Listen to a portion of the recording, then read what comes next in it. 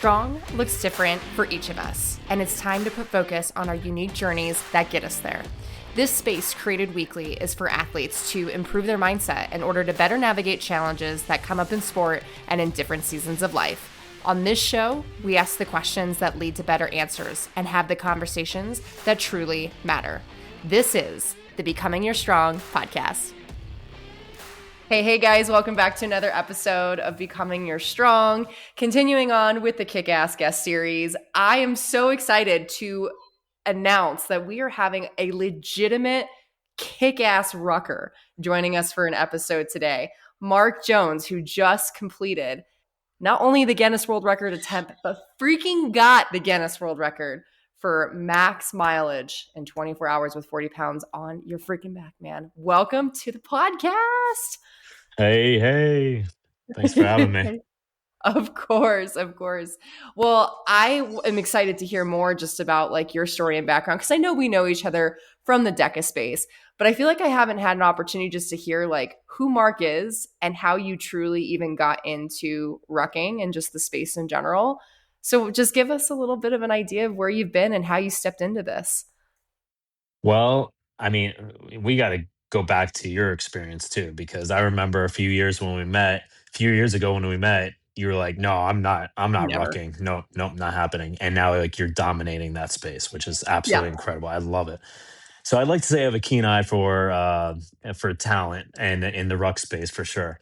Not necessarily with myself. I'm consistent, but I wouldn't say I'm great, and I think that's okay. But I first started when I joined the Marines at 17, and there they called it a hump. And I was like, what the hell is a hump? And they basically gave you a packing list. You put all your stuff in a bag and you just started walking. And from that experience on, good, bad. I've had a roller coaster with rucking through the military space, and then realized that it was something I was pretty good at outside the military. And there's a lot of events that cater to rucking, and I just enjoy doing it for the practical purposes that I know I brought to your attention at DECA Fit in Colorado. So Yeah. There was something beautiful that you said. I think we were in Austin the last time we talked about it, and you were telling me you were starting to gear up for this big world record attempt. And I was like, why do you do it? And you said something about just how empowering it was to know that you could survive quite literally anywhere out in the wild. Do you remember what it is that you said to me of like just the practical thing of why you enjoy it? yeah, I went on to that like serious this is the why. And when you have a family and you just think about all the craziness going on in the world and what happens in a blink of an eye. The literal term go ruck was deemed because you need to have that pack ready to go at all times in case something goes wrong, goes south. So for me, I have those packs, but I also have the ability to know how much I can carry over how much time, along with my skill sets, to combine it all to minimize some weight and bring it to wherever we need to go in a moment's notice, and have the ability to survive X amount of days with my family and be able to take care of them because of what I'm able to carry for them, along with my wife. She can carry some weight too. So we're gonna be okay, for a while with our combined skills and abilities to carry some heavy weight. So that's why I love it. Yeah, absolutely amazing. And it's been really cool to watch you take on some of these things. I know we did the Ruck Race League throughout the first part of this year, and there was some really fun, interesting challenges, some I'm very excited to never have to do again. Yeah. And then you're like, yeah, agreed. Specifically the Atlas one. I don't know if I care to ever put that much weight on my back again, personally. I love that. Atlas is like one of my favorites because it was just so cool to see everybody, like the insane amount of weight people were dropping and how they were doing it. And knowing that like it wasn't going to be okay, we're having like a speed contest. Okay, newbie's going to win. Who's battling for second and third now? It was one of those. all right, who's gonna jump out of the spotlight and like show us how it's done? And like to see 300 plus pop up, it was insane. But what was incredible and what I loved is that I'm sure we've all had, maybe you didn't, but I had failures during that time where I maybe did a quarter mile at a weight I thought I could do and a half mile, and I would have failures.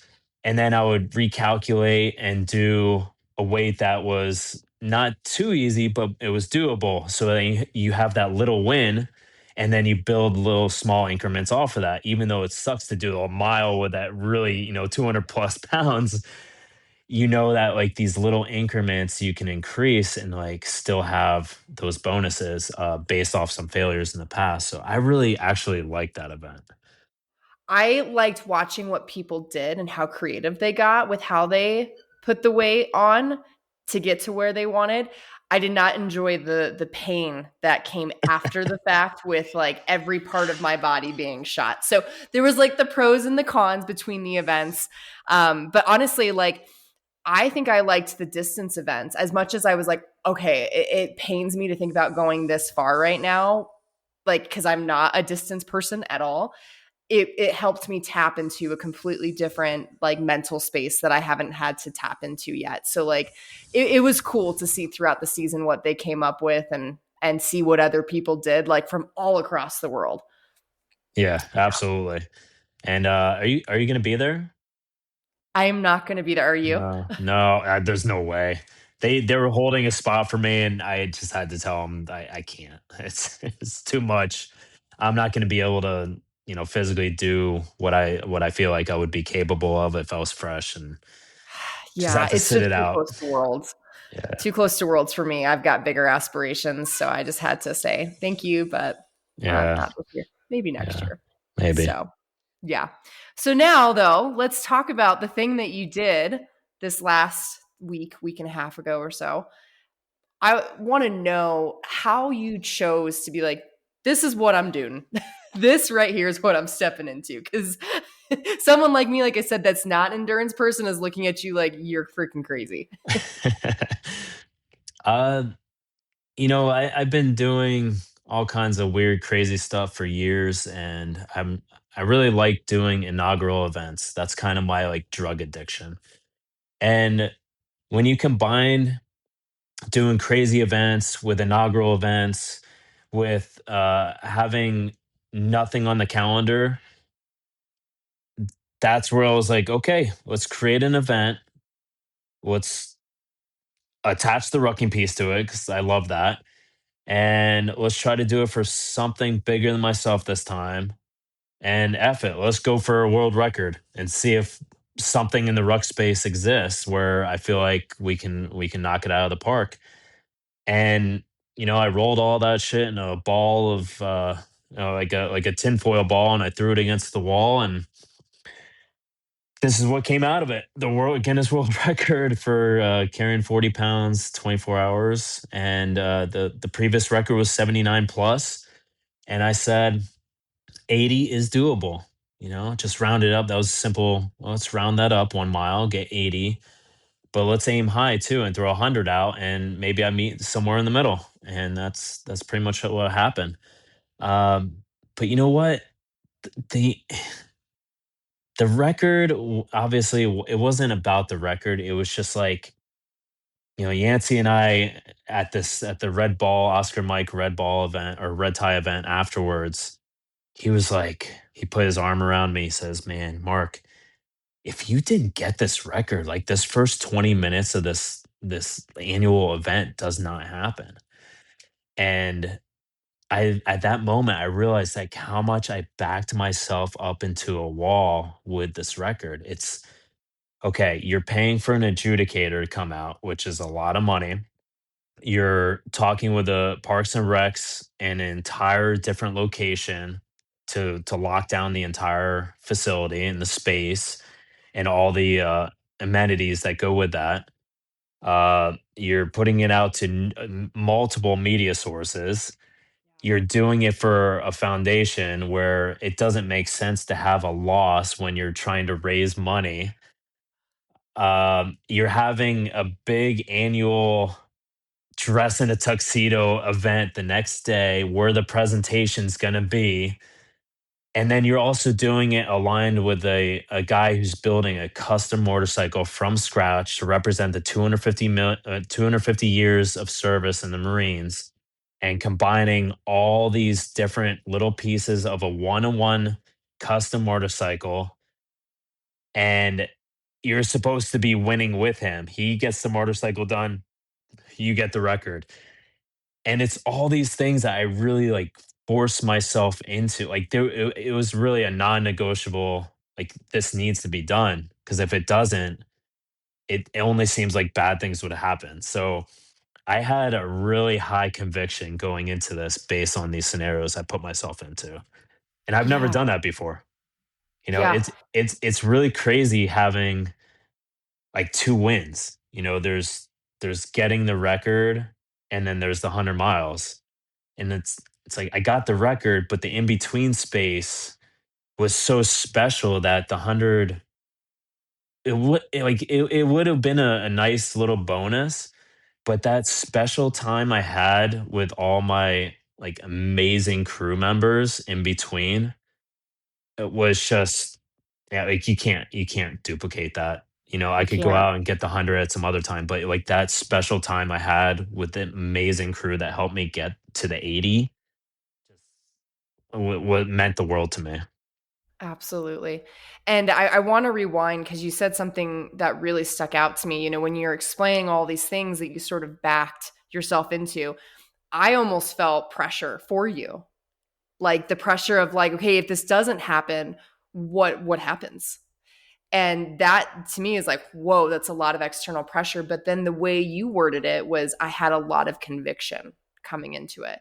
And that's special because pressure versus conviction, they're two different things, right? Conviction comes from internal. Like, I want to, I will, there's like bring hell or high water, I'm doing this. External pressure can send you into a spiral. Right. So, did you have to deal with that at some point as far as like feeling that pressure, whether it be internally or externally? And if so, like, how did you deal with it?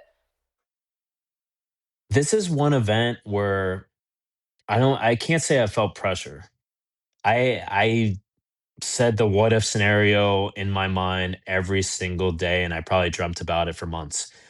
Uh, because how could you not? Like what happens if I fail?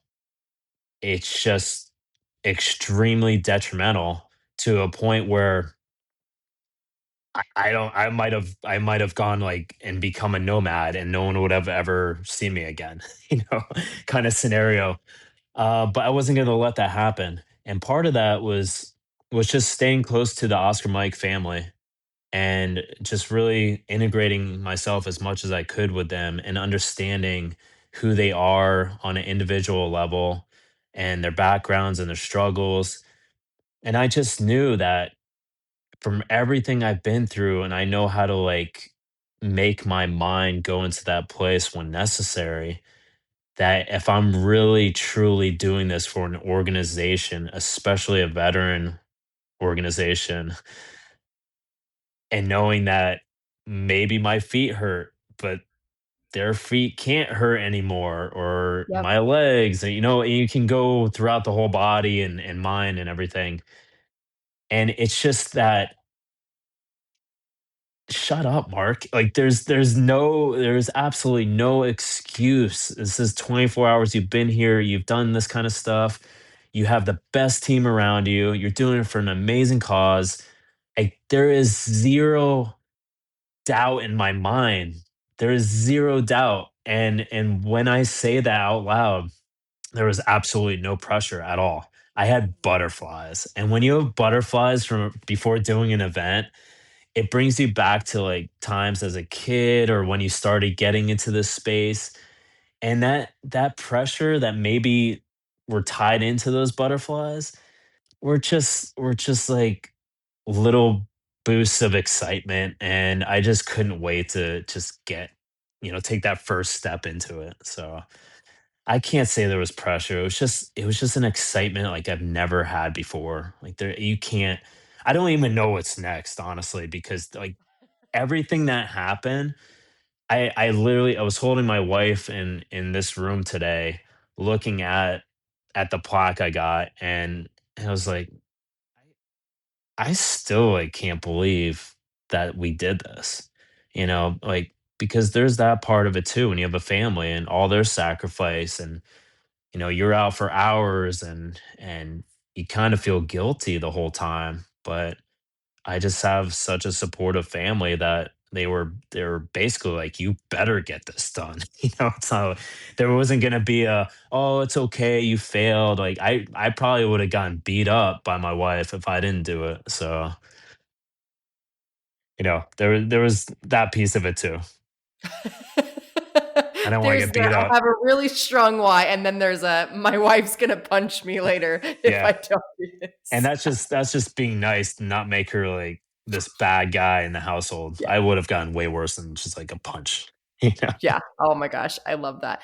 No, it gives me like butterflies and all the good feelings because as athletes, that's what we look for is how can we free ourselves of that doubt and just truly step into the why and just execute.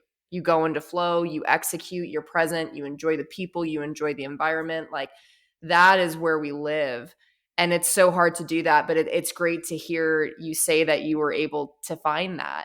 Um, so I don't know if there's anything, maybe it's like experiences that you've had in the past, you've had enough failures, you've had enough times where you didn't approach things the right way to where now you know how to better approach things. Um, but I'd be curious to know both like mentally and physically how you did prepare for this because I think, this clearly this was a big event. You had to do a good amount of work. So how did you do that to get ready for this big event? I mean, on both ends of it, I brought out the big guns. I had, for the first time ever, I mean, if I was going to go big, I needed to have the best team possible. So, I mean, with that said, I went right to a coach, and this coach actually came to me for one of his guys going to do Go Ruck selection, and I had a conversation with him, and then he asked if he could compensate me, and I was like, absolutely not. So then we just circled back into this event, and it was Ryan Geiger coaching, and he was like, I got you. And we just had that coach conversation of, no one's really ever wanted to coach me, so I've never been coached, but I am going to promise you I will give you 100%. I won't BS and start doing my own stuff. I was like, whatever you say to do, I'm doing. And I did that for 6 months straight. And not only was his programming really good because he's just such a smart guy in the space, he had conversations with me when I was really down and I wasn't like meeting the expectations that I thought he wanted. And we just had these amazing calls where he became like my therapist in a way too, to just keep me on track. And he just has the right words to say, whether it was good or bad. He just said it in a way where it wasn't like putting me down. It was just always uplifting. And I think that's what meant most out of having a coach. You had that accountability piece. Yeah, you get up, there's your workout. But it was really all the words and wisdom that he brought to the table over those 6 months and the friendship we developed. And I mean, that was just off the course. And when he got on the course, he was there every single lap for 24 hours, talking to me, running with me, massaging me, feeding me, like, man, he went above and beyond. I didn't expect any of that. So yeah, mentally, physically, he was a huge part of all of that. For the administrative part, and I mean, like, my whole crew too. You got to understand, like, they came from pieces of my life where I was either in a bad place or we had a really cool event together, something special, right? There was some special connection. But my two head guys were both Marines. One, Patrick Toko, who is with Oscar Mike. I met him at a DECA and started talking with him, and he was just like, "I got you, whatever you need," and brought me in. Lived by his word, every single bit of it and beyond. And then another guy who I met through another event we do called Get Burly. We did a camp and I met him, another Marine, Brendan King, who he went from calling me to say what's up to saying, "Oh, I'll just change your socks," to becoming my crew chief. And I just knew that he was the guy, and he has zero experience with that, and not too many experiences in the endurance field at all. But I was like, this is the guy, and he led that team out there without, there was like 10 of us, without any complaining, fighting, nothing, no issues. He was like 100% on top of it before and after all the standards and paperwork needed for Guinness to make everything official, the communication, obtaining the permits, like everything. And I mean, those two guys alone made the event really special. And then obviously, Geiger with the coaching, mentally and physically. And then you have, Anna, Nate, Ricardo, Lou, just all these guys from, mostly the DECA space, but like people I've known for a long time. Yancey, I mean, Yancey had his own little. We just, Yancey. It was just Of like course, he's energy gonna all be this day. wild man running all over the place, and that was his role. Like, you be the wild man. You do what needs to be done, and so he decides he's gonna dress in all black and pop out of like pine trees in the middle of the night at random spots and just like scare us. Like, that was his thing. So we started calling him a ninja, and now I became like all paranoid throughout the day. Like, where's Yancey? Where's Yancey? Uh, but then where I knew he would truly bank was it was around mile 60, and I took a look. I got in the tent and I'm sitting down and I'm looking at everybody's eyes, and I've seen it. You got to understand, all these events. You kind of see through people's eyes into their soul. And there was a little bit of doubt, like, okay, Mark slowed down a little bit on this lap, and I just looked at everyone dead in the eye and I was like, guys, I'm going to unfuck myself right now. And as soon as I did that, I threw in my pack. Yancey came out with me and we just started talking about life. Just like how this is going to look to our kids when we grow up or when they get older, and just all these good feelings, and he really kickstarted that unfucking for the rest of the event. And he got away from the ninja and scaring me, and just became more of that father figure that I knew he would be for the event. And each one of the crew members had their own special time with me, and the experience. But um, the the entire crew together, like, you can't recreate that. It's just that was something special. Yeah. Oh gosh, I know now. I'm like, I wish I was there just to Sorry, that watch was a it lot. happen.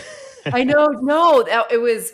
I felt like I was just living it with you, and I think that again, it brings in what's most important is the people around you and what this actually means. Not the I got the world record. Like, yes, holding that plaque right now, I'm sure you're like, what the world? But you're thinking like your head was just in the right space, your heart was in the right space. And I mean that's what I try and preach as a coach. That's what this podcast is about, is putting ourselves in these right spaces to live, to experience. Like, this is something you're never ever going to forget, and like what a gift that is, but because you came into it with the right mental preparation. So, Yeah, yeah, yeah.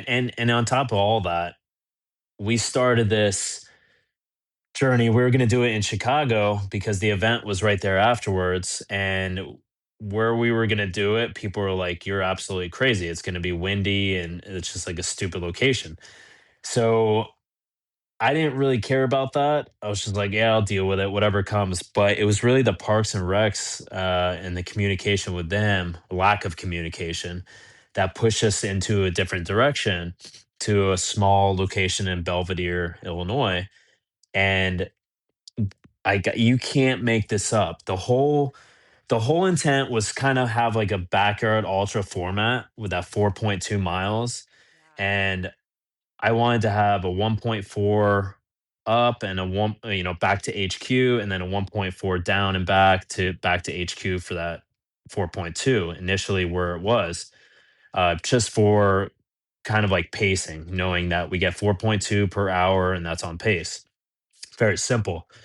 But that wasn't working. So I just started searching on Google Earth and I found this like open spot, and there was this loop, and I just measured it out and it was 1.4 miles exactly.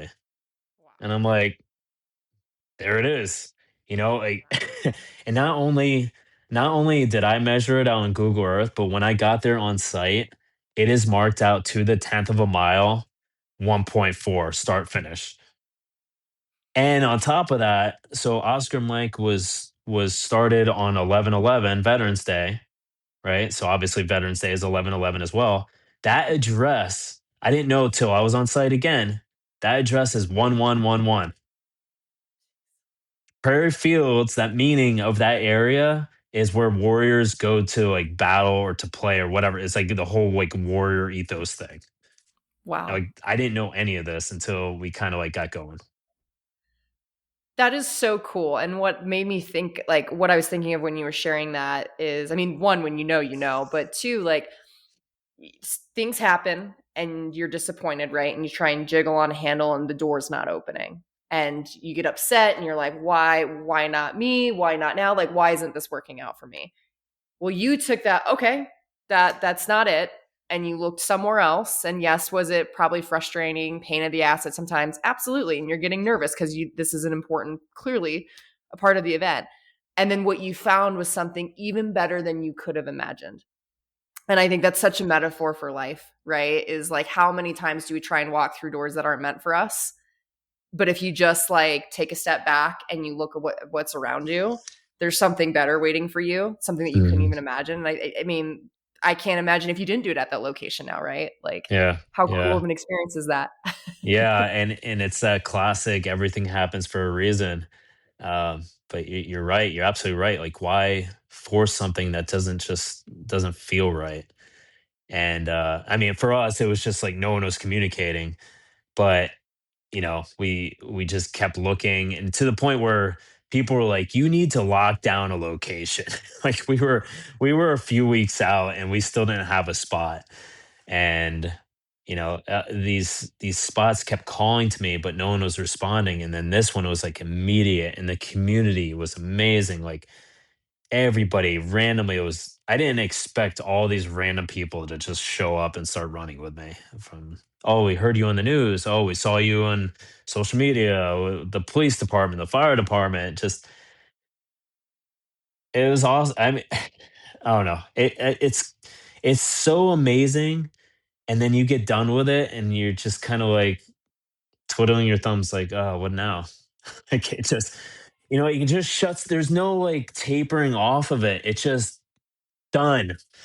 And that's kind of the space I'm in right now of what I don't even know what to do with myself now.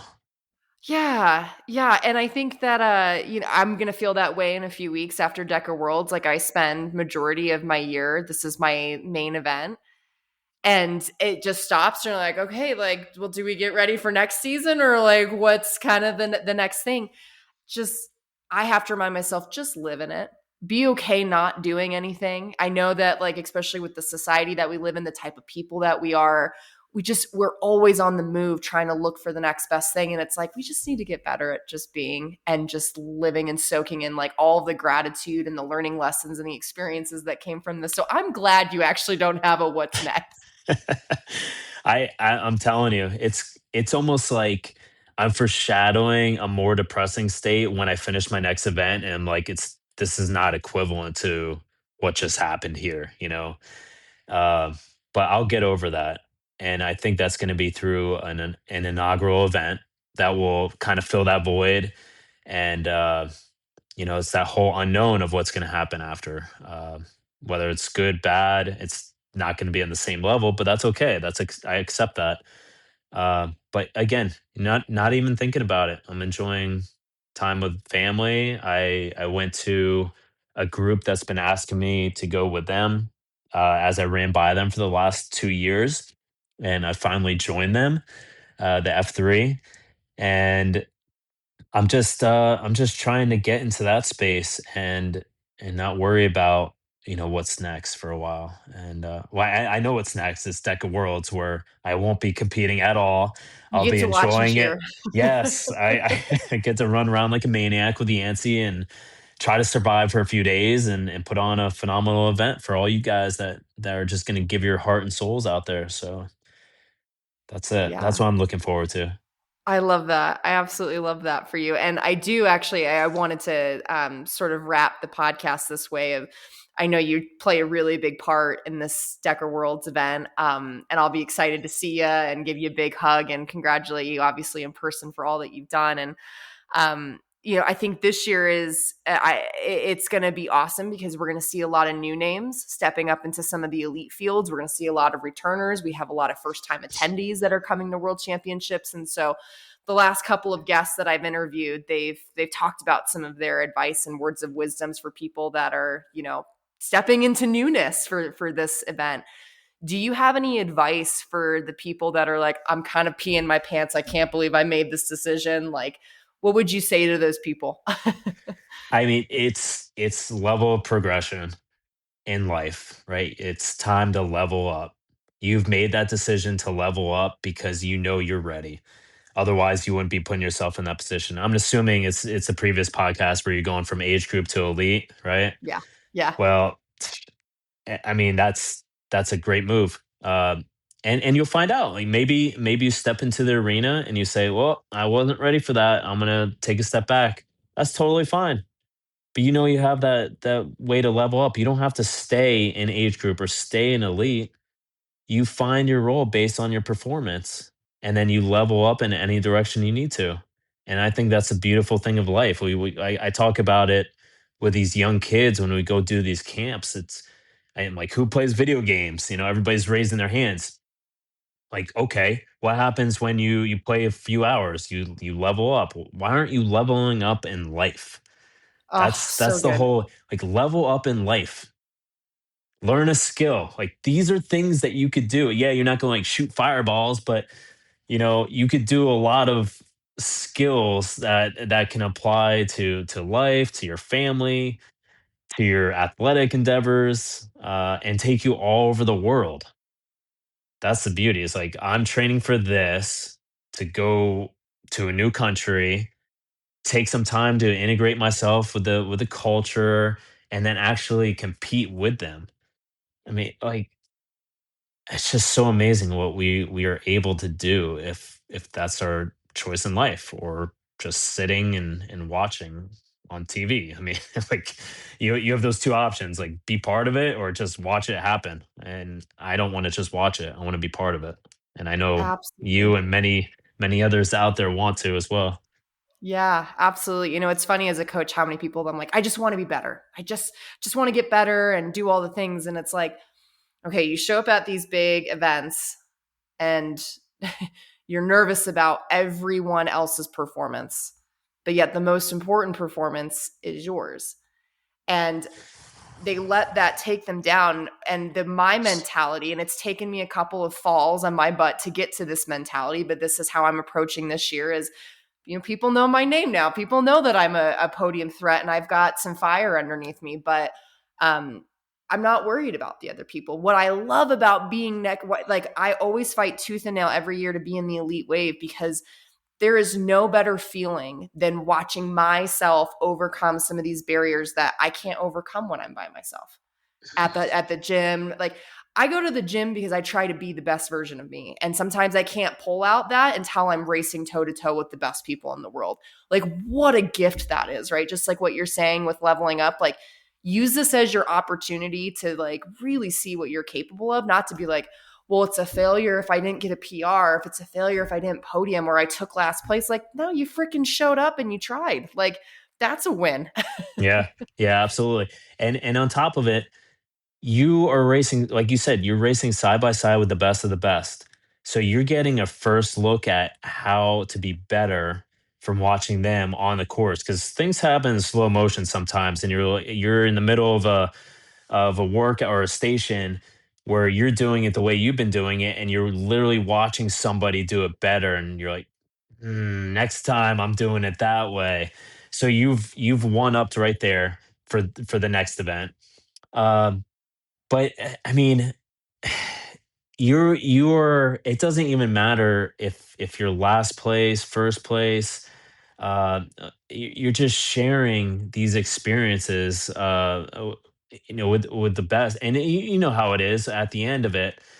Everybody's just trying to help each other get through it. The first person comes back, or the last person's being cheered in by everybody, and I mean, it's that experience alone that separates it from age group. So, uh, I mean, at least get there. If you feel like you're going to elite, or if you've qualified for elite, like, enjoy that experience. Uh, It's so cool. it reminds me of, like, a long time ago when I qualified for Boston, and everybody was telling me, just go enjoy it, and I didn't. And I really wish I did, because there's so much to celebrate with qualifying. And it's just like, you're already there. You're already there. Just enjoy it. Enjoy every moment. And that's I guess that would be the best advice, is just enjoy the moment you've earned. 100%. It's so hard, but like that's all. That's it. It's simple. You Yeah. just need to enjoy it. All the work has been put in. Just enjoy the fact that you're there, because you're not always going to have this moment, and Right. you don't always get the chance to have this. So Yeah. that's awesome. Well, Mark, I really appreciate it. This was an awesome conversation. I would be shocked if I asked you to come back on again once you figure out what your next inaugural event is. But thank you again for joining us, and we'll see you in a couple weeks at Worlds. All right. Thank you. Of course.